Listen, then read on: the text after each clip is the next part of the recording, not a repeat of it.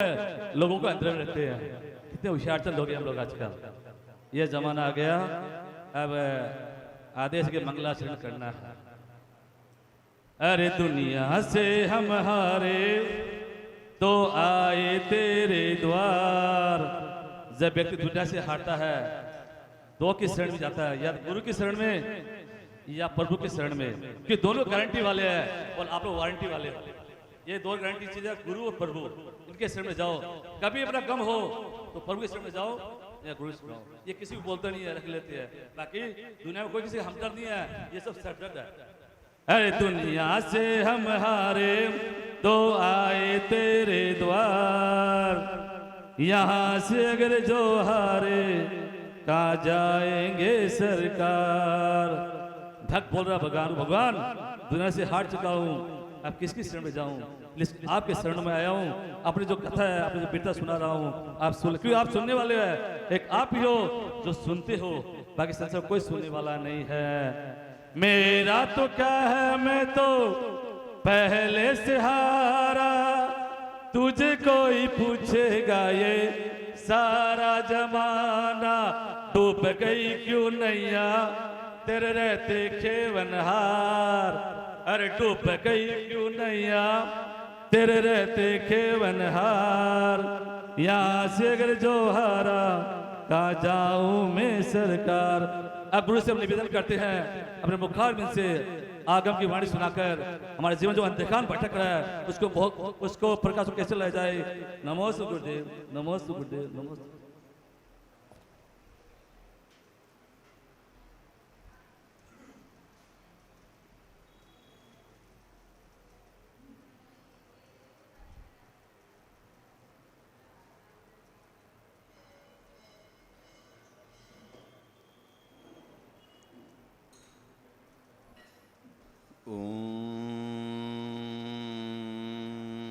नमः सिद्धेभ्यः।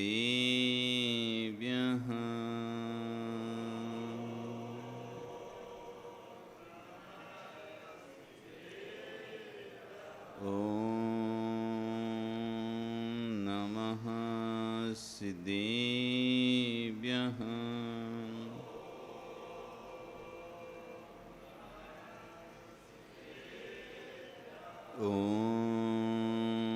नमः सिद्धेभ्यः।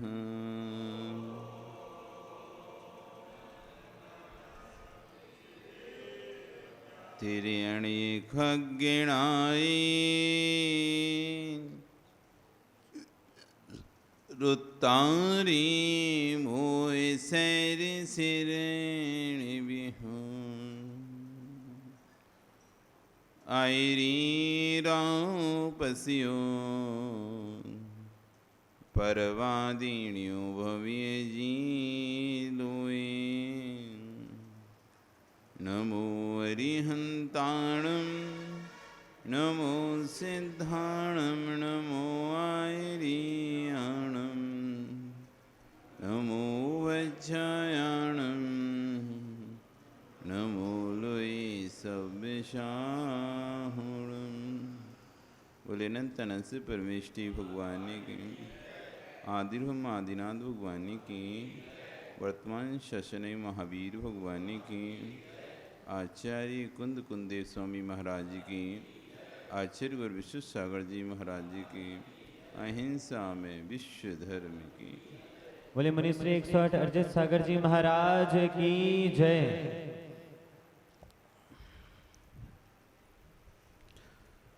भवबंधु, वर्तमान शासन न्यायिक वर्धमान स्वामी के शासन में तीर्थंकर प्रभु की चरण निश्रा में बैठकर हम सभी जिन देशना का श्रवण कर रहे हैं, ये जिनेन्द्र वाणी मनीषो जगत कल्याणी आचार्य भगवान कुंद कुंदेव स्वामी महाराज ग्रंथ राज रैण सारजी में श्रवण और श्रावक उभय धर्मों की व्याख्या करते हुए आज कह रहे हैं, जो पापी जीव है वही धर्मात्माओं से द्वेष करता है।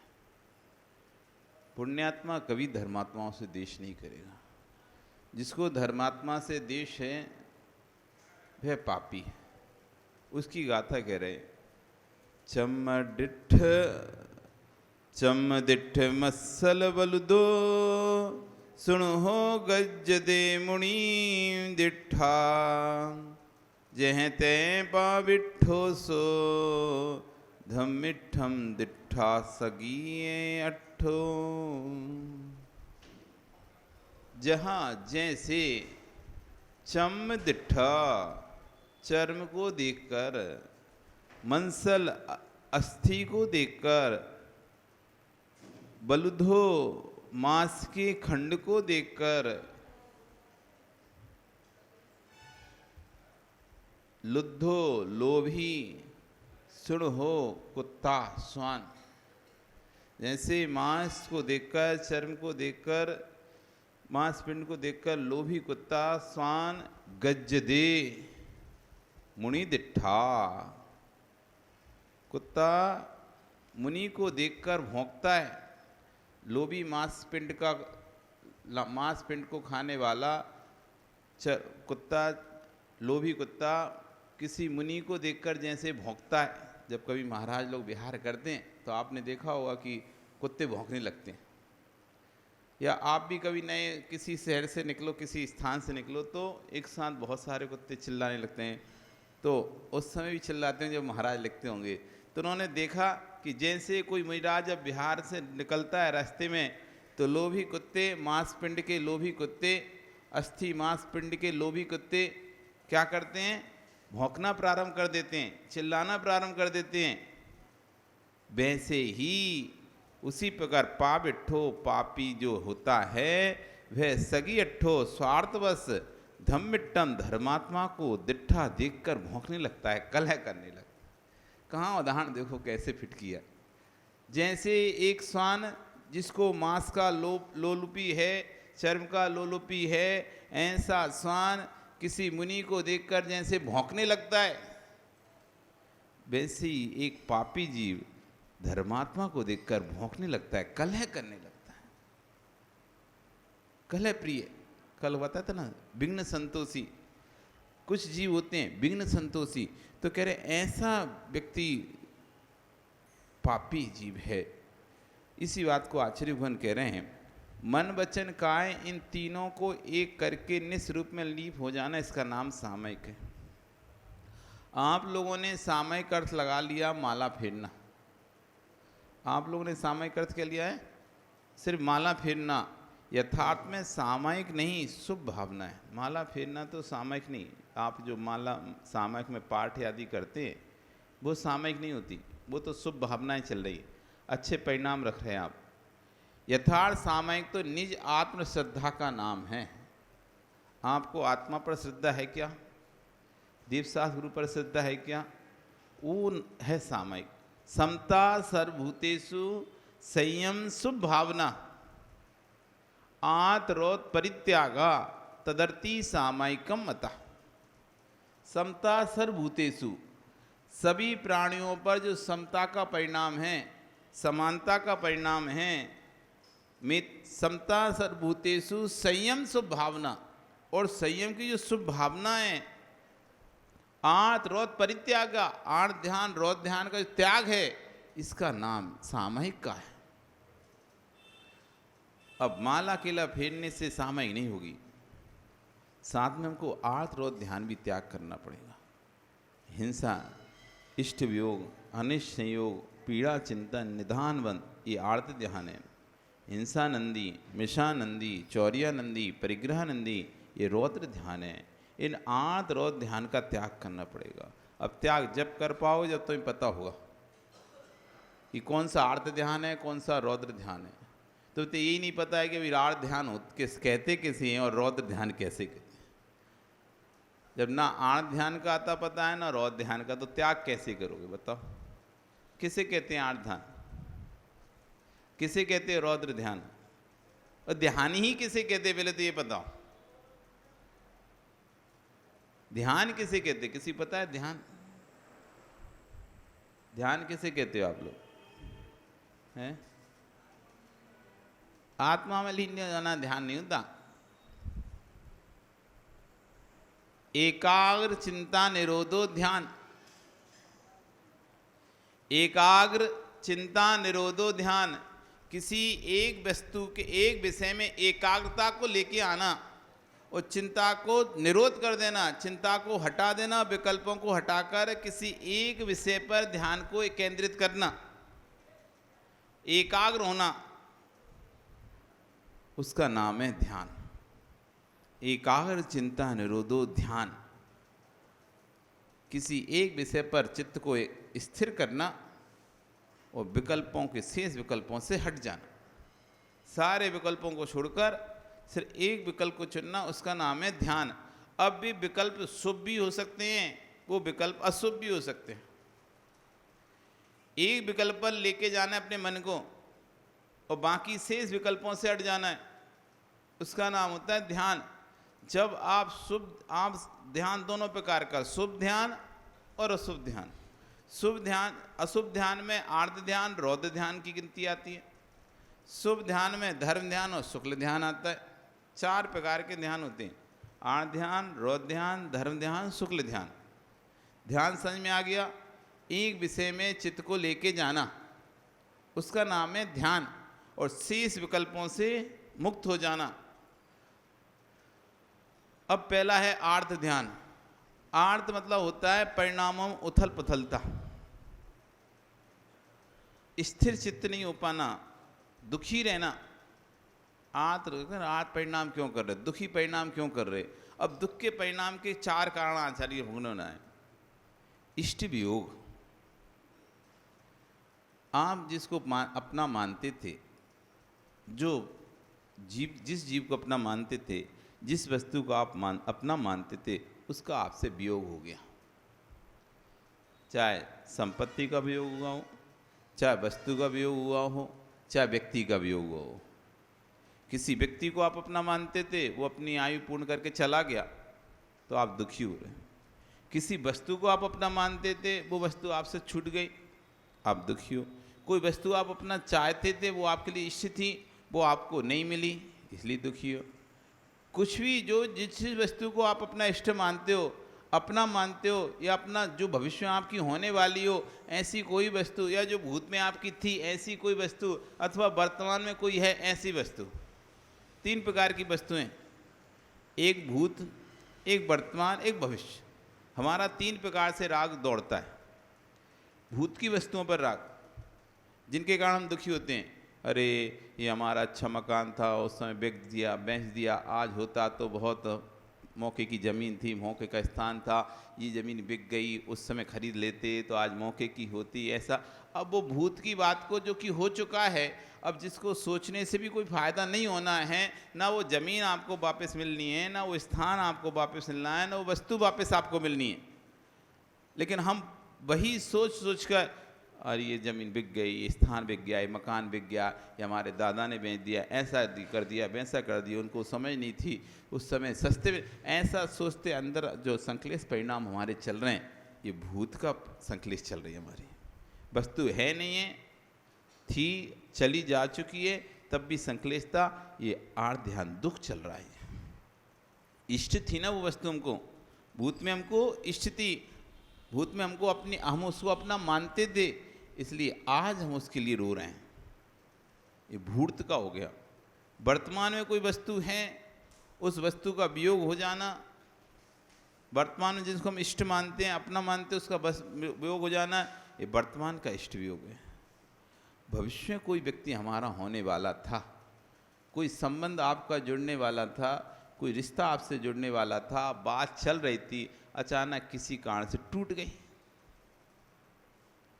अब आप दुखी हो रहे, देखो रिश्ता अच्छा जुड़ने वाला था, उसने आके तोड़ दिया, ऐसा कर दिया, वैसा कर दिया, और भविष्य का सोच के कि आज वो हमारी होती, या आज वो हमारी वस्तु होती, उस समय बात हो रही थी, आगे भविष्य हो रही थी, उसने आंगा लगा ली, नहीं तो आज वो वस्तु मेरी होती। ऐसे भविष्य में जो उसने कहाँ कह, उससे पूछा नहीं, यदि उससे पूछा होता तो मैं शायद ऐसी सलाह देता, वो वस्तु आज मेरी होती। इस तरह से भविष्य की जो प्लानिंग है उसको लेकर दुखी हो रहा है व्यक्ति। मेरी सलाह नहीं मान रहा है, भविष्य में बड़ा दुखी रहेगा, मेरी सलाह नहीं मान रहा, आगे जाके ऐसा दुखी रहेगा, ऐसा सोचते स्वयं अभी वर्तमान में दुखी है। वो भविष्य में दुखी रहेगा नहीं रहेगा वो तो बात की बात है।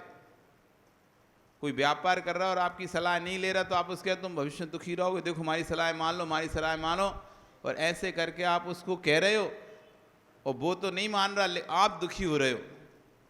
अब उसका भविष्य तो वो ही जाने क्या होगा उसका भविष्य, लेकिन वर्तमान आपका खराब हो गया उसके भविष्य के चक्कर में। और आदि से ज़्यादा हमारे दुख यही है, दूसरों के भविष्य के चक्कर में हम अपना वर्तमान खराब कर बैठते हैं। उनका भविष्य बनेगा नहीं बनेगा वो तो उनके पुण्य पाप के ऊपर है। एक माता पिता बच्चों के भविष्य के चक्कर में कितना आर्द्रोत ध्यान करते हैं। आप एक बच्चे के भविष्य के लिए कितना आर्द्रोत ध्यान कर लेते हैं। बच्चा पढ़ता नहीं है तो बच्चा उठता नहीं है, तो बच्चा जाता नहीं है, तो बच्चा ऐसा नहीं करता, मंदिर नहीं जाता, तो महाराज के पास नहीं जाता, धर्म ध्यान नहीं करता, सुबह उठता नहीं है, रात में देर से सोता है, बाहर घूमता है। ऐसे करके अनेक प्रकार से जो निमित्त बनते हैं आपके लिए आर्द्र ध्यान के, जो आपको इष्ट नहीं है वो कार्य वो व्यक्ति नहीं कर रहा है। इष्ट नहीं है वो कार्य वो व्यक्ति नहीं कर रहा है तो आपका इष्ट का वियोग हो रहा है। आप जो चाहते हैं वो बस व्यक्ति वो वैसा कार्य कर नहीं रहा है तो आप उसके कारण से दुखी रह रहे हो। तो इष्ट वियोग नाम का आर्द्र ध्यान है। बहुत हमारे सुबह से लेकर शाम तक ये होते ही रहता है। आप चाहते हो कि आपके बेटे का पिता मंदिर जाए, अभिषेक करे, और वो सुबह से उठते ही नहीं है तो आप घर में लड़ाई झगड़ा हो जाता है, खटपट हो जाती है। सही कई बार आपने समझाया बोला भी लेकिन नहीं मानता, तो इसलिए खटपट हो जाती है। आपको इष्ट था उसका मंदिर जाना, आपको इष्ट है उनका अभिषेक करना, और उस इष्ट कार्य का वियोग हो रहा है आपसे, तो उस कारण से आपके क्या हो रहे हैं, परिणाम खराब हो रहे हैं, परिणाम खराब हो रहे हैं। तो इष्ट वियोग नाम का ये पहला आर्त ध्यान, जो कि सुबह से लेके शाम तक चलते ही रहता है। आपको बहुत सारी इच्छाएं हैं, आपकी बहुत सारी अपेक्षाएं, आकांक्षाएं, वो सब आपको इष्ट हैं। उनमें जिनकी पूर्ति हो गई उसमें आप खुश रहते हो, और जिसकी पूर्ति नहीं हुई उसमें आप दुखी हो गए। कई अपेक्षाएं हर व्यक्ति की, एक व्यक्ति से कई अपेक्षाएं, हर व्यक्ति की अपने परिवार से, समाज से, देश से, राष्ट्र से बहुत अपेक्षाएं। एक एक व्यक्ति असंख्यात अपेक्षाएं लेके बैठा है। अभी पता नहीं है, लेकिन पूछा जाए तुमसे बताओ देश से तुमको क्या क्या अपेक्षाएं, तो अभी तुम्हारे अंदर से निकलने लगेगा। प्रदेश से क्या क्या अपेक्षाएं, अभी तुम्हारे अंदर से निकला पड़ेगा। आपको अपने नगर से क्या क्या अपेक्षाएं, तो आपको अभी अंदर से भाव निकलने लगेगा। आपको अपने मोहल्ले से क्या अपेक्षाएं, सो आपको बाहर अभी निकलने लगेगा भाव। आपको अपनी समाज से क्या अपेक्षाएं, अभी अंदर से निकलने लगेगा। आपको अपने परिवार से क्या अपेक्षाएं, सो अभी बात निकलने लगेगी। आपको अपने बेटे से क्या अपेक्षाएं, वो निकलने लगेगा। पत्नी से क्या अपेक्षा, जिससे भी पूछो आप कुछ ना कुछ अपेक्षा हर व्यक्ति से लेके रखिए, चाहे वो आपका हो चाहे आपका ना हो। एक राह चलते राहगीर से भी आपको अपेक्षा है, एक राह चलते राहगीर से भी आपको अपेक्षा है। वो यदि उल्टी साइड चलेगा तो आपको अपेक्षा है कि भैया ये सीधी साइड चले। वो गाड़ी उल्टी जगह पार कर रहा हो, गलत जगह से निकाल रहा हो, तो आप अपेक्षा करेंगे ये सही चलाए, सही स्थान पर रखे, जबकि उससे आपको कोई मतलब नहीं। उल्टी चला सीधी चला उसका वो जाने, लेकिन तब भी हमें अपेक्षा है कि ये व्यवस्थित चलाए, व्यवस्थित चले, व्यवस्थित रहे। कोई रोड पर बहुत स्पीड से गाड़ी लेके जा रहा है, आप अपेक्षा रखते हैं उससे भाई ये धीरे धीरे लेके जाए। कहीं ना कहीं आपकी हर व्यक्ति से अपेक्षाएं, हर जीव से अपेक्षा आपकी है। बस ये कि मौका नहीं मिलता। जब आपको मौका मिलेगा तो आप उस अपेक्षा को प्रकट कर दोगे, और उस अपेक्षा की यदि पूर्ति नहीं होती तो आप दुखी होते हो, और उस अपेक्षा की पूर्ति हो जाए तो आप सुखी हो जाते हो। ये हमारा पहला है कि हम जिस जिस वस्तु को इष्ट मानते हैं, जिन जिन विचारों को इष्ट मानते हैं, उन विचारों का, उन वस्तु का, उन व्यक्तियों का हमसे जब वियोग हो जाता है तो हमारे परिणाम खराब होते हैं। ये इष्ट वियोग है। अब सामयिक करना है तो इन परिणामों को पढ़ना पड़ेगा कि अभी मेरा इष्ट वियोग नाम का आर्त ध्यान तो नहीं चल रहा। नहीं तो हम पता चले कि पूरे 1 घंटे तो बैठे रहे, लेकिन 1 घंटे चला क्या? 1 घंटे बैठे तो रहे, 1 घंटे चला क्या? 1 घंटे पूरे दिमाग में बस यही चलता रहा, कैसे मैं उस वस्तु को प्राप्त करूं, कैसे मैं उस वस्तु को प्राप्त करूं, कैसे मैं इस वस्तु को प्राप्त करूं, कैसे मैं इस बात को लोगों को तक पहुंचाऊं, कैसे मैं इस बात को लोगों तक पहुंचाऊं, कैसे मेरी बात लोगों तक पहुंचेगी, कैसे लोग इस बात को सुन पाएंगे, कैसे इस बात को लोग समझ पाएंगे। अच्छी बात हो, बुरी बात हो, कोई भी बात हो, बस उसी बारे में सोच रहा है कैसे लोगों तक ये बात पहुंचाऊं मैं। ये पूरा समय उसका इसी में निकल गया। ये इष्ट वियोग नाम का आर्त ध्यान। फिर सोचते हैं दूसरा है अनिष्ट संयोग। पहले तो जिन जिन वस्तु को हम इष्ट मानते थे वो कार्य हमारे नहीं हो पा रहे, इसलिए वो इष्ट के वियोग में आत्रोत परिणाम हो रहे हैं। दूसरे आत्रोत परिणाम होते हैं अनिष्ट के संयोग से। जिस वस्तु को हम नहीं चाहते, जिसको चाहते हैं वो मिल जाए तो खुशी होती है, जिसको चाहते हैं वो मिल जाए तो खुशी होती है, और जिसको नहीं चाहते वो मिल जाए मनोज तो क्या होगा? दुख होगा।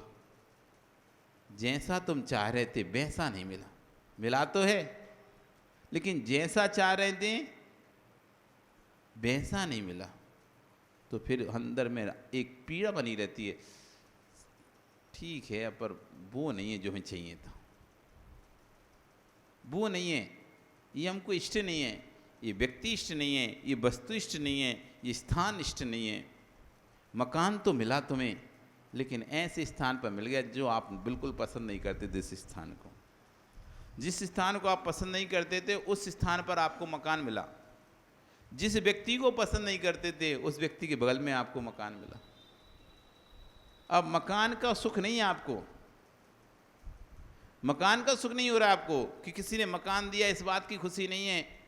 कोई ने आपको फ्री भी दिया है तब भी आपको खुशी नहीं रही, क्योंकि फ्री उसने उस स्थान पर दिया जहाँ पर आप जिसको आंखों देखना नहीं चाहते थे, जिसको फूटी आंख देखना ही नहीं चाहते थे, उसका बगल में घर है। अब वो आपको मकान का आनंद नहीं आ रहा है, अनिष्ट संयोग का दुख हो रहा है। ये व्यक्ति क्यों यहाँ पर है? ये चला जाए, ये चला जाए तो मैं सुखी हो जाऊं, ये चला जाए तो मैं सुखी हो जाऊं। ऐसे करके अंतरंग में संक्लेश भावों को उत्पन्न कर रहा है। ये अनिष्ट संयोग नाम का दूसरा अर्थ ध्यान है कि जो वस्तु हमको इष्ट नहीं है और वो हमको मिल जाए, उसका हमारे साथ संयोग हो जाए, ये अनिष्ट संयोग। फिर तीसरा है पीड़ा चिंतन।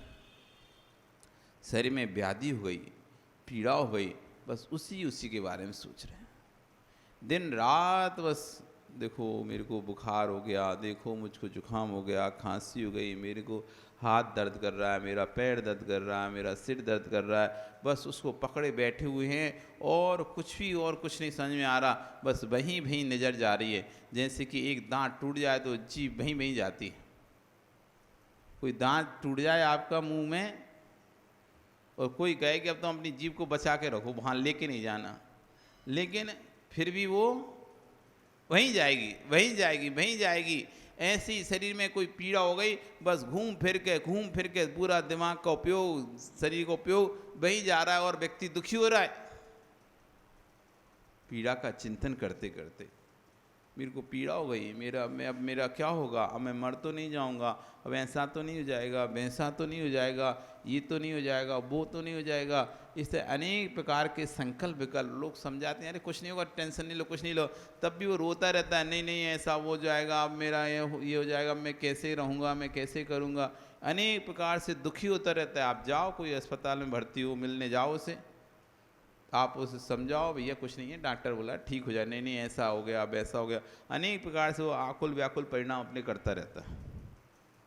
ये पीड़ा चिंतन नाम का आर्त ध्यान हो गया।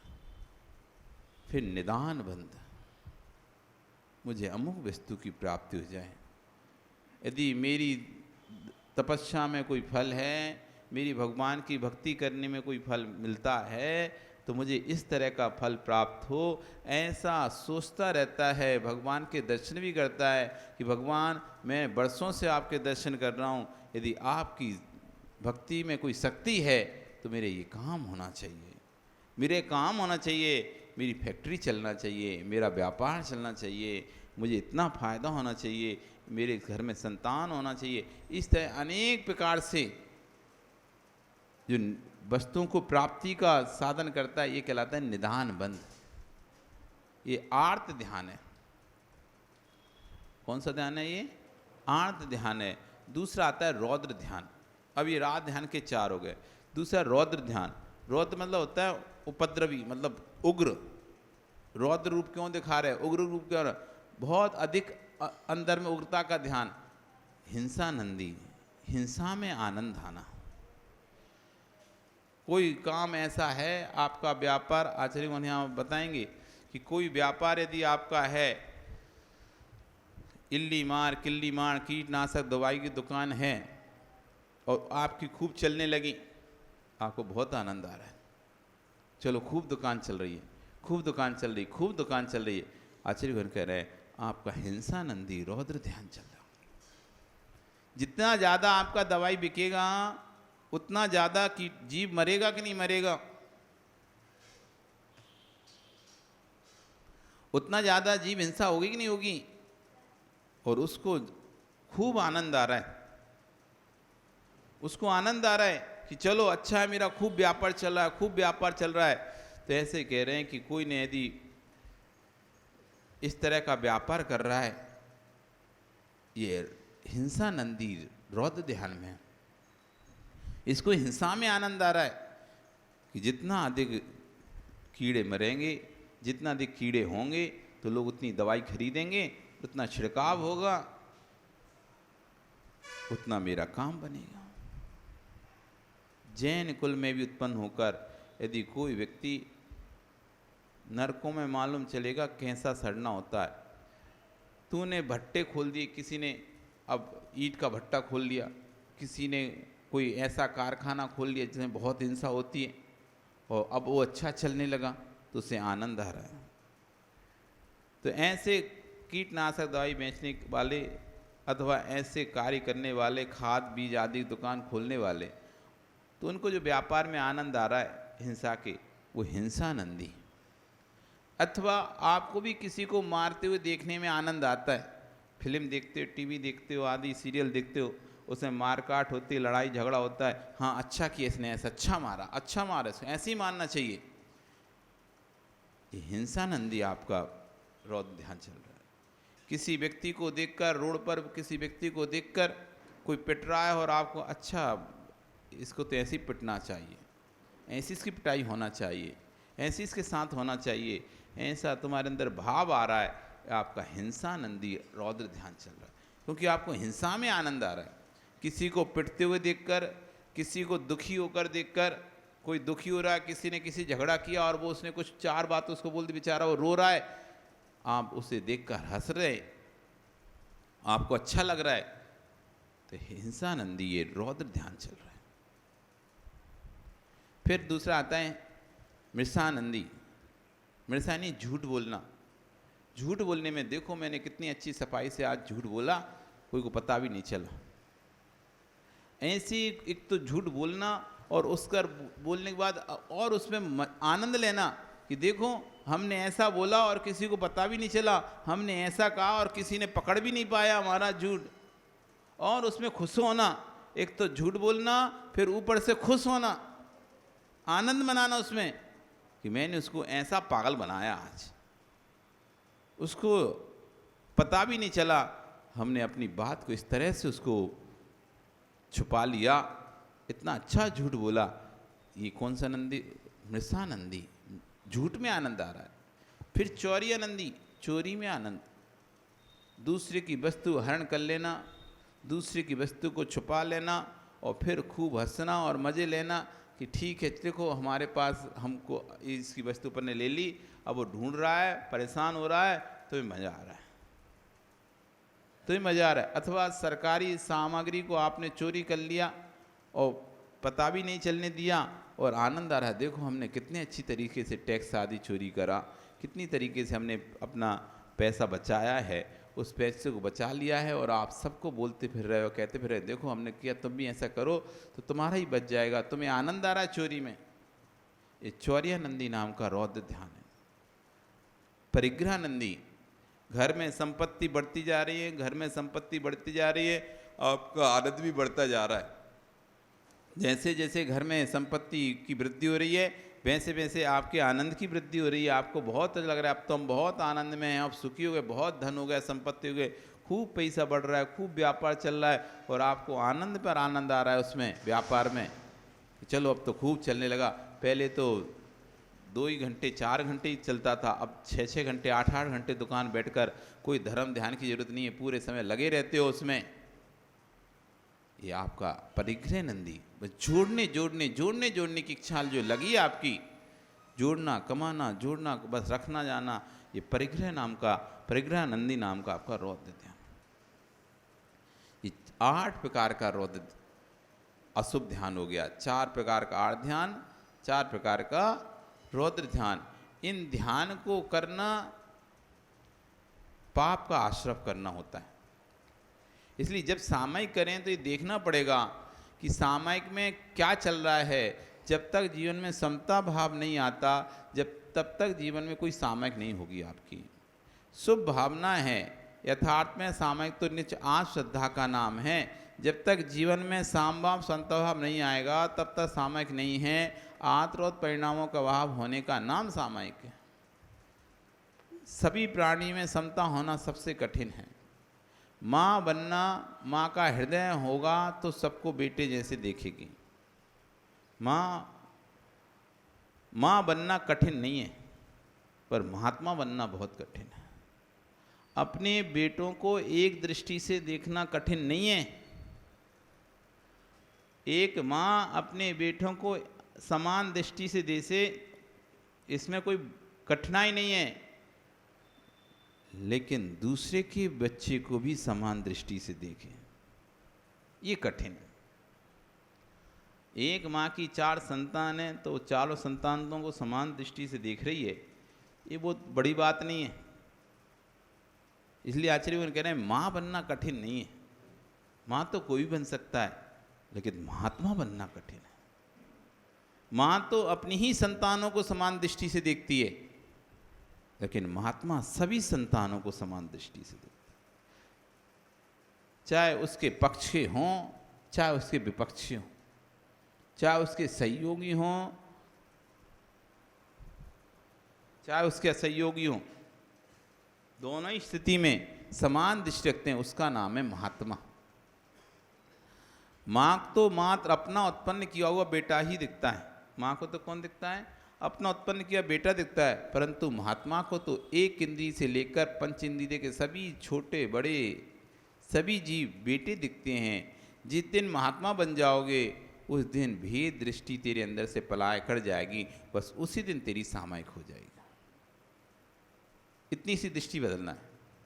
माँ दृष्टि से महात्मा दृष्टि लेके आना, माँ दृष्टि से महात्मा दृष्टि ले जाए। तुम अपने सिर्फ परिवार के बारे में सोचते हो। अपने परिवार में कोई गलत भी करता है ना, तुम उसे छुपा लेते हो।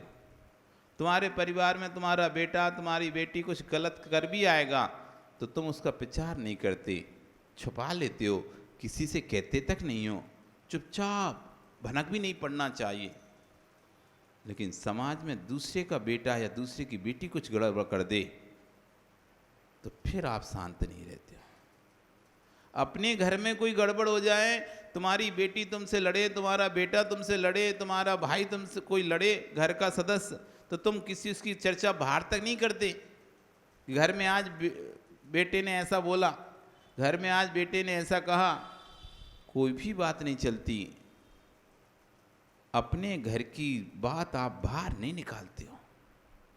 किसी को पता भी नहीं चलता कि तुम्हारी संतान ऐसा काम करके आ गई है।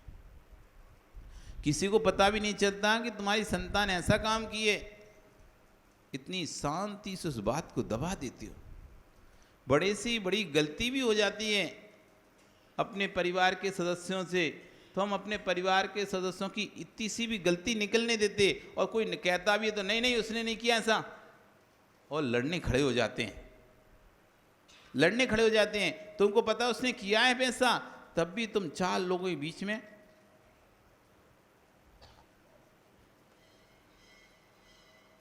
4 लोगों के बीच में स्वीकार नहीं करोगे कि मेरे परिवार के सदस्य ने ऐसा किया, और खड़े हो जाओगे लड़ने के लिए, नहीं किया, किया भी होगा तब भी बोलोगे क्या, नहीं किया। जैसे अपने घर के सदस्यों के लिए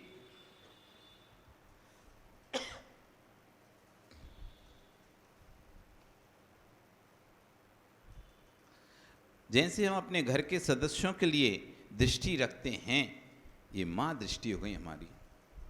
घर के सदस्यों के प्रति कौन सी दृष्टि हो गई हमारी, माँ दृष्टि हो गई। हमें अपने परिवार के सदस्य दिखाई देते हैं, हमें अपने घर के जीव दिखाई देते हैं, हमें अपने घर की संतान दिखाई देती है। उनकी गलती हम छुपा लेते हैं, उनकी गलती को हम किसी को नहीं बताते हैं।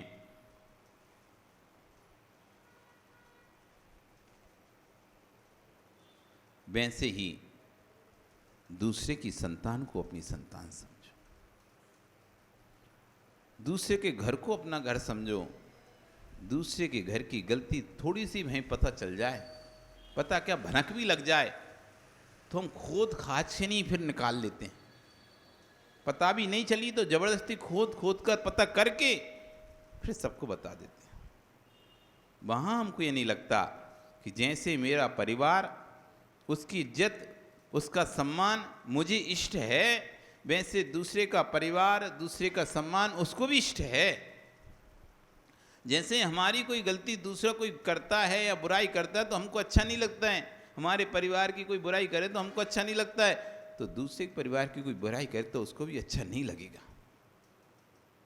तो ये दृष्टि जिस दिन बन जाएगी उस दिन ही सामायिक हो जाएगी। सामायिक करने के लिए आंख बंद करके बैठने की जरूरत नहीं है। मुनियों का सामायिक चारित्र होता है, मुनियों के पास सामायिक और छेदोस्थापना और सामायिक चारित्र होता है। छेदोस्थापना चारित्र मतलब जो दिन भर में गलतियां हो गई हों उनकी प्रायश्चित मांगकर, क्षमा मांगकर पुनः अपने चारित्र में स्थापित होते हैं।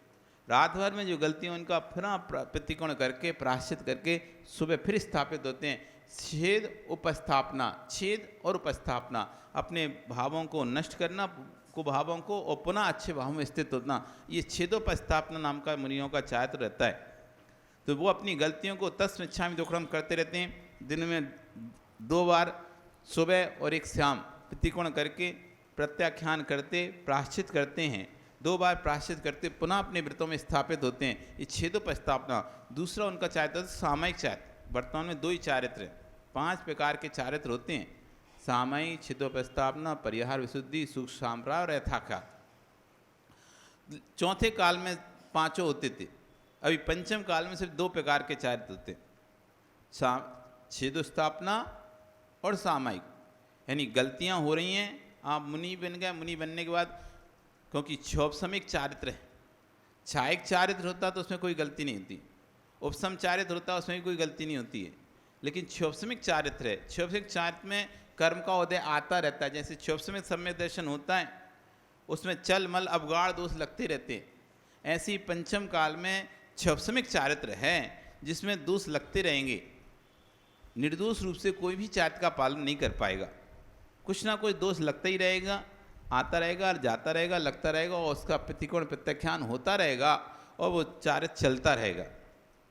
इस तरह का चारित्र है वर्तमान में क्षोभसम चारित्र, उसमें दोष लगता रहता है, इसलिए वो प्रतिकोण की व्यवस्था की गई है, प्रत्याख्यान की व्यवस्था की गई है।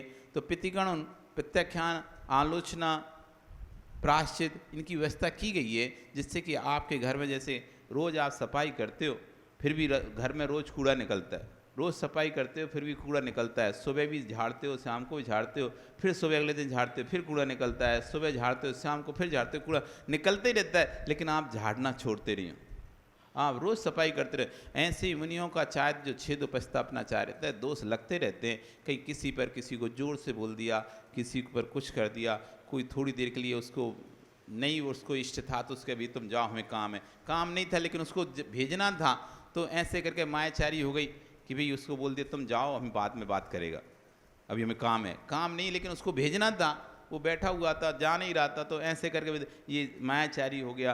कोई चीज़ चाहिए थी, देखो हमको उस चीज़ का ये लोभ आ गया, मान आ गया, तुमने हमारे साथ ऐसा किया, हम तुमको तुम्हारी बात को नहीं स्वीकार करते। इस तरह मान कसाय, क्रोध, मान, माया, लोभ, चार कसाय ये हो जाती है। हिंसा, कोई चीज़, कोई मार्जन किए बिना वस्तु रख दी, ध्यान नहीं दिया मार्जन करने के लिए और बिना मार्जन ही पुस्तक रख दी तो हिंसा का लग गया। झूठ, कोई बोल दिया कि नहीं भाई हमको अभी काम है, काम नहीं था और उससे बात नहीं करनी थी इसलिए बोल दिया काम है, अथवा किसी और से बात करना है, ऐसे झूठ हो गया। कोई वस्तु इधर से उधर रख दी, किसी से ध्यान नहीं, बताया नहीं कि तुम्हारी वस्तु थी और उसको उठा के उसको इधर रख दिया दूसरी जगह, वो बेचारा ढूंढ रहा है, चोरी का दोष लग गया। तो इस तरह से अनावश्यक वस्तु, कोई वस्तु थी और रख ली, परिग्रह दोष, ऐसे पाप लगते रहते हैं, कसाय से दोष लगते रहते हैं, हिंसा मन वचन काय से लगते रहते हैं, कृत कार्य तन्माना से लगते रहते हैं, संभ्रम सवारम आरम से। तो इन सब का जो दोष लगता है उसके लिए वो प्रतिकोण करते हैं, प्रत्याख्यान करते हैं। उस प्रत्याख्यान प्रतिगण से वो अपने पापों को दूर करते हैं। इसलिए उनका कहलाता है छेदोपस्थापना चाहत, छेद करना फिर उपस्थित होना, फिर छेद करना फिर उपस्थित होना, ऐसे दिन में 2 बार छेदोपस्थापना चाहते। दूसरा चारित होता है सामयिक, अपने परिणामों को सदैव सबके प्रति समान रखने की कोशिश करना, समता रूप परिणाम रखना, आद रोज से रहित परिणामों को रखना और संयम की हमेशा भावना रखे रहना, ये इनका सामयिक नाम का दूसरा चारित्र। इसलिए इनकी 24 घंटे सामयिक रहती है साधुओं की, उनका कोई, पर फिर भी काल नियत कर दिया है सामयिक का कि भाई दोपहर को 12 बजे का, शाम को 7-8 बजे जब भी बैठे हैं वो उस समय का, सुबह 5-4 बजे का, ये काल नियत कर दिए।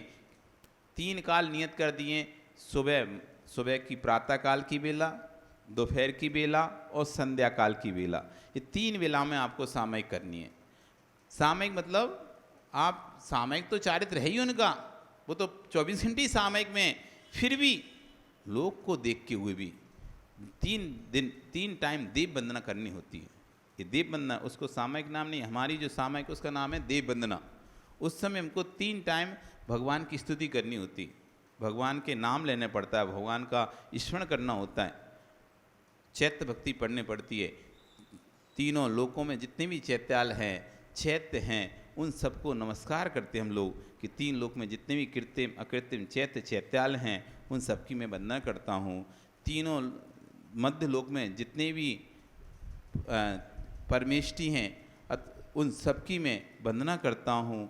सिद्ध लोक में जितने भी सिद्ध हैं उनकी मैं वंदना करता हूँ। ऐसे पंच परमेष्टि की आराधना पंचगुरु भक्ति पढ़ना पड़ती है। चैत्य भक्ति पढ़ते हैं, पंचगुरु भक्ति पढ़ते हैं और समाधि भक्ति पढ़ती है। ये 3 भक्ति सामयिक में साधु, प्रत्येक साधु पढ़ता है, ये उनकी देव वंदना कहलाती है।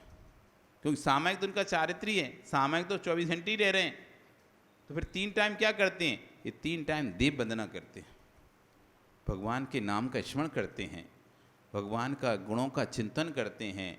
जैसे भगवान आपके अंदर गुण हैं वैसे गुण मुझे प्राप्त हों, इसकी भावना भाते हैं 3 बार।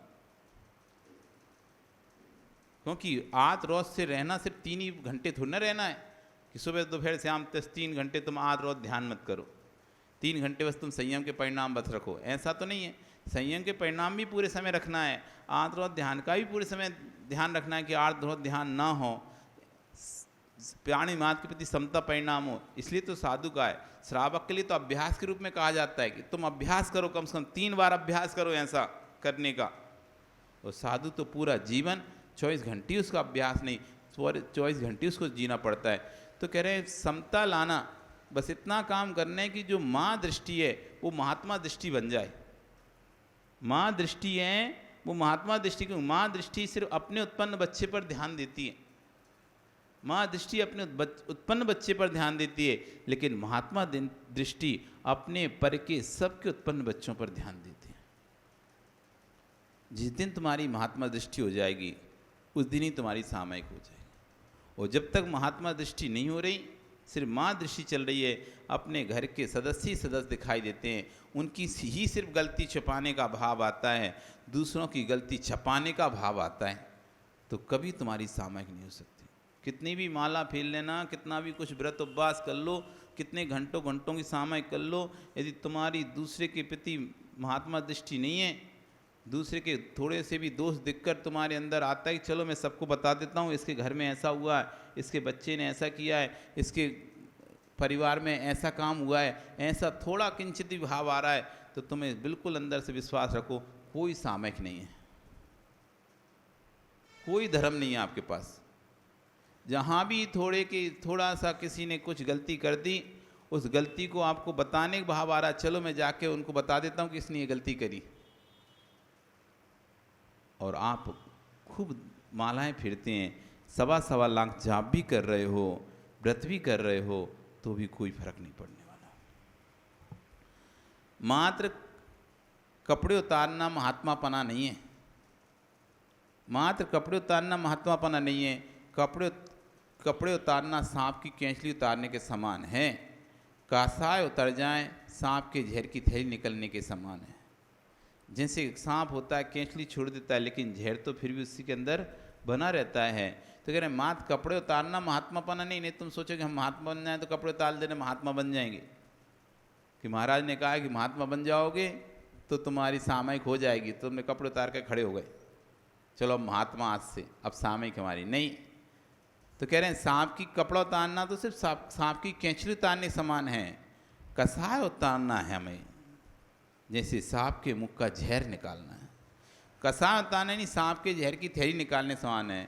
कपड़े उतार कर फेंक भी दिए, पर तुम्हारे मन में भाव कलुषित हो रहे हैं, तो ज्ञानी जिन मुद्रा को प्राप्त करके भी जिन रूप प्राप्त नहीं कर सके, तो तूने जीवन में किया क्या। दुख लगता है, यथार्थ में मानी बड़ा कष्ट होता है। जो त्यागी बन गए, समाज के ठेकेदार बन गए, समाज में धर्मात्मा कहलाने लगे, धर्म और गुरु पर लक्ष्य रखे हैं, अगर लक्ष्य हैं तब भी उनके परिणाम ठीक नहीं हैं, तो दया आती है। आचार्य गुण कह रहे हैं कि सब कुछ छोड़ने के बाद भी यदि परिणामों में निर्मलता नहीं आ रही किसी के, या सब कुछ ग्रंथ पढ़ने के बाद भी, ज्ञानी होने के बाद भी, धर्मात्मा कहलाने के बाद भी यदि परिणाम निर्मलता नहीं आ रही, तो दया आती है ऐसे जीवों पर। किया क्या इन्होंने अपने जीवन में, कष्ट ही तो भोग रहे हैं बस। जो विद्वान बना, पढ़ा लिखा, तो उसने पढ़ने के लिए कष्ट भोगा, पढ़ने के लिए भी बहुत कष्ट भोगना पड़ता है। अनेक प्रकार से पढ़ना, सब और कार्य छोड़कर सिर्फ पढ़ने में ध्यान लगाना, तो दूर से काम छोड़ना पड़ता है। लोग जहाँ पर खेलते हैं वो वहाँ पर उस समय पढ़ता है, जहाँ लोग घूमने फिरने जाते हैं उस समय वो पढ़ता है।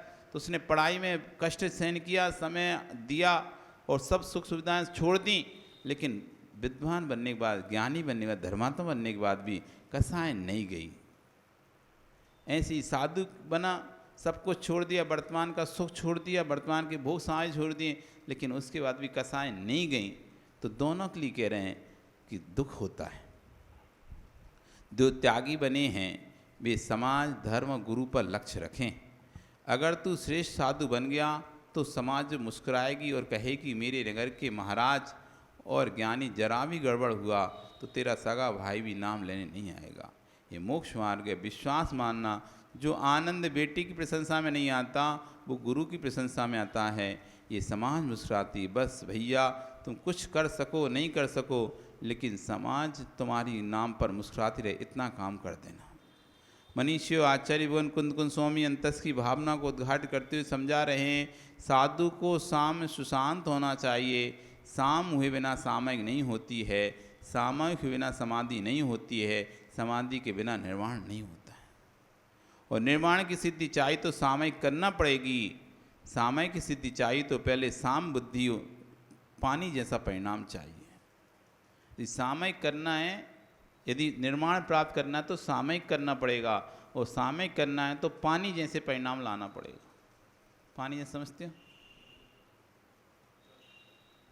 जैसा पानी जैसे ढाल दो वैसे ढल जाता है। बर्फ में ढाल दो बर्फ के रूप में, गैस के रूप में बनाना चाहो गैस के रूप में, तरल रूप में रखना तरल रूप में, लाल रंग का रखना चाहो लाल रंग का, सफ़ेद रंग का सफ़ेद रंग का, काले रंग का बनाना चाहो काला, पीला बनाना चाहो पीला, नीला बनाना चाहो नीला, तुम जैसा बनाना चाहो उसे वैसा पानी बन जाता है। उसका स्वयं का कुछ, उसका ऐसा नहीं मैं अपना रूप नहीं बदलूंगा। तुम दूध में मिला दो दूधिया हो जाएगा, तुम लाल रंग में मिला दो लाल हो जाएगा, पीले रंग में मिला दो पीला हो जाएगा, नीले मिला लो नीला हो जाएगा। कभी भी पानी ऐसा नहीं कहता कि नहीं मैं अपना रूप नहीं बदलूंगा। वो तो शांत है, तटस्थ है, मध्यस्थ है। तुम्हें जिसमें मिलाना उसमें मिला लो, जैसा आकार देना वैसा आकार दे लो। गिलास में रख लो गिलास का आकार का हो जाएगा, जग में रख लो जग के आकार का हो जाएगा, लोटे में रख लो लोटे के आकार का हो जाएगा, बाल्टी में रखो बाल्टी के आकार का हो जाएगा। वो कभी ये नहीं कहेगा मैं अपना रूप नहीं बदलूंगा, मैं अपना रंग नहीं बदलूंगा, मैं अपना आकार नहीं बदलूंगा। वो तो सरल है। ऐसे सरल परिणाम, पानी के जैसे निर्मल परिणाम जिस दिन तुम्हारे अंदर हो जाएंगे उसी दिन तुम्हारी सामयिक हो जाएगी। भूमि चाहे गहरी हो, उतली हो, संकीर्ण हो, ककरीली हो, समतल हो, गड्ढे हो, लेकिन पानी जब भी बहता है तो सबको समान करके बहता है। पानी कभी भी बहेगा तो ऐसे नहीं गड्ढा छोड़ देगा, इस गड्ढे में नहीं जाते हम, इस कंकड़ीली भूमि है इसमें नहीं जाते, ये रेतीली है उसने। जब भी बहेगा कंकड़ हो, पत्थर हो, गड्ढा हो, पहले उनको समीकरण करता चला जाएगा, फिर आगे बढ़ेगा। पहले उतना एरिया भरेगा, जब वो पूरा भर जाएगा अब आगे बढ़ो। तो जैसे पानी कंकड़ीली, गड्ढेदार, समतल, कैसी भूमि है, जब भी बहता है तो समान करके बहता है, एक लेवल में। ऊंचा नीचा कभी देखा तुमने पानी को? ऊंचा पानी नीचा पानी, ऊंचा पानी ये ऊंचा है जैसे घर की सीढ़ियाँ होती हैं, ऐसा कि पानी ये रखा हुआ है, ये थोड़ा ऊंचा, ये थोड़ा नीचा, ये ऊंचा नीचा नहीं। वो जब भी बहेगा, नदी देखो आप, कहीं अधिक गहरी होती है, कहीं ऊपरी होती है, लेकिन जब भी नदी बहती है तो ऊपर समतल एक सा होता है। जहाँ गहरा है वो अंदर गहरा रहेगा, लेकिन ऊपर से कभी भी आपको अलग अलग नहीं दिखाई देगा कि वहाँ गड्ढा है कि यहाँ गड्ढा है। आप गिरते क्यों? क्योंकि पानी समतल हो जाता है तो दिखता नहीं कहाँ पर गड्ढा है, तो आप गिर जाते हो गड्ढे में। पानी जब आता है आपके यहाँ तो आप गड्ढे में गिर जाते हो, क्योंकि पता नहीं चलता, पानी से सब एक सा दिखाई देता है। गड्ढा, नाला, नाली, सब रोड सब एक दिखाई देते हैं, कोई भी भेद दिखाई नहीं देता। कितनी भी चट्टान पड़ी हों, गड्ढे हों, लेकिन जब पानी बढ़ता है तो गड्ढे को भरकर आगे बढ़ता है। वैसे ही सामयिक करने वाला जीव अपने अंतर में किसी प्रकार के गर्त को स्थान नहीं देता, गड्ढे को स्थान नहीं देता। रौद्र परिणाम में साम भाव कहाँ और साम भाव में रौद्र परिणाम कहाँ, साम भाव में के अभाव में सामयिक कहाँ। इसलिए सामयिक करना है तो परिणामों को शांत रखना पड़ेगा, और जो परिणामों को शांत रहेगा वही धर्मात्मा कहलाएगा। पापी के नहीं हो सकते परिणाम से। पापी के परिणाम शांत रखने के लिए उसको लोभ कसाय रहेगी तो शांत बैठा रह सकता है, पर परिणाम शांत नहीं हो सकता। पापी व्यक्ति शांत बैठा दिखाई दे सकता है, ऐसा नहीं पापी व्यक्ति शांत नहीं दिखाई देगा, शांत तो दिखाई दे सकता है, लेकिन शांत परिणाम और शांत बैठना दोनों में बहुत अंतर है। शांति से बैठे रहना, चुपचाप बैठे रहना, कोई कितना भी गाली दे तब भी चुपचाप बैठे रहना, ये विषय अलग है। तो शांत बैठना और शांत परिणाम का होना, ये दोनों में बहुत जमीन आसमान का अंतर है। तो पापी शांत तो बैठ सकता है, बिल्कुल चुपचाप बैठा रह सकता, किसी से कुछ ना कहे ऐसे बैठा रह सकता है, लेकिन तब भी अंतरंग में परिणाम शांत नहीं रहेंगे। उसके अंतरंग उसकी कसाय चलती रहेगी, उठा पटक चलती रहेगी। वो शांत बैठा तो है लेकिन शांत है नहीं है। इसलिए क्योंकि अंदर में क्या चल रहा है, आर्तरोध परिणामों का जन्म चल रहा है, आर्तरोध परिणामों का द्वंद्व चल रहा है। इसलिए बाहर से तो शांत है लेकिन अंदर से शांत नहीं है, और जब तक अंदर से शांत नहीं होगा तो सामयिक नहीं होगी।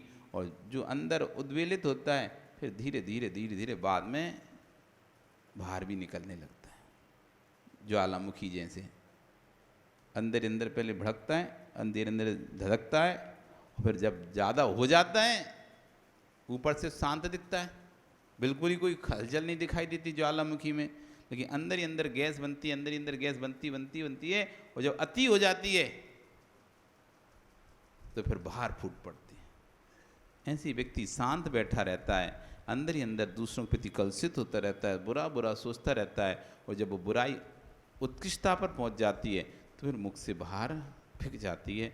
आपका समय हो, कल फिर आओगे, कल यहाँ आएंगे और यहाँ चर्चा करेंगे कि करुणा हो या ना हो, दया हो या ना हो, लेकिन परिणामों में शांत पदा जरूर होना चाहिए। इस विषय पे आज ऐसी भगवान चर्चा करेंगे। बोली भगवान महावीर स्वामी की।